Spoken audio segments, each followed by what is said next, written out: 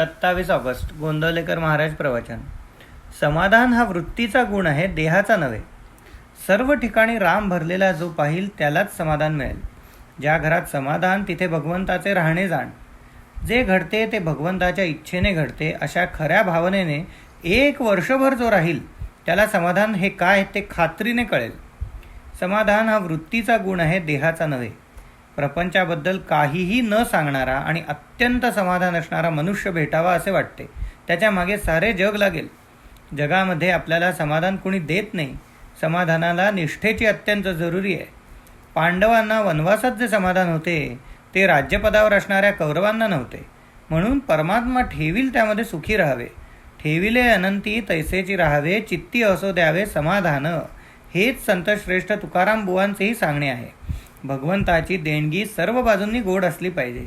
पैसा ही भगवंताची देणगी नव्हे, त्याने तळमळ आणि अतृप्ती होते.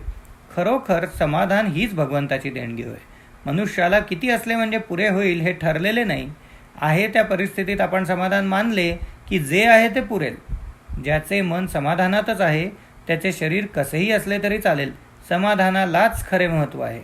घेण्यापेक्षा देण्यामध्ये फार समाधान आहे. शिवाय घेण्याला काही अंतच नाही. कितीही मिळाले तरी आपली मागण्याची बुद्धी कायम राहते.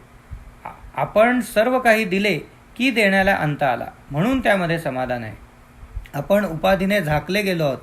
एक एक उपाधी टाकत गेलं तर आपले खरे स्वरूप प्रकट होईल. तिथे खरे समाधान होते. राम करता आहे ही भावना होणे हे वासनेचे मरण होय. मनुष्य काहीतरी हेतू ठेवून कर्म करतो, पण प्रत्येक ठिकाणी भगवंताच्या इच्छेने काय व्हायचं आहे ते होऊ दे असे अनुसंधान असेल तर फलविषयी सुखदुःख राहणार नाही. आपल्याला सगळे कळते, पण आयत्या वेळेला आपण विसरतो. आलेली उर्मी आपण सहन करावी. दिवा बरोबर नेला की अंधार नाहीसा होतो, तसंच अनुसंधानाचा दिवा बरोबर न्यावा, म्हणजे आपल्या उर्मींना आपण आवरू शकू. प्रत्येकाचा रोग निराळा असला तरी औषध एकच आहे, ते म्हणजे भगवंताचे अनुसंधान.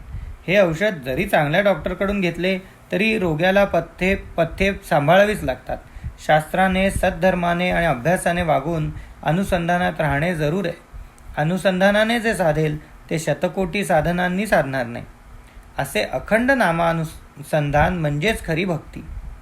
इतर साधनांनी जे साधायचे ते नुसत्या अनुसंधानाने साधते. हाच या युगाचा महिमा आहे.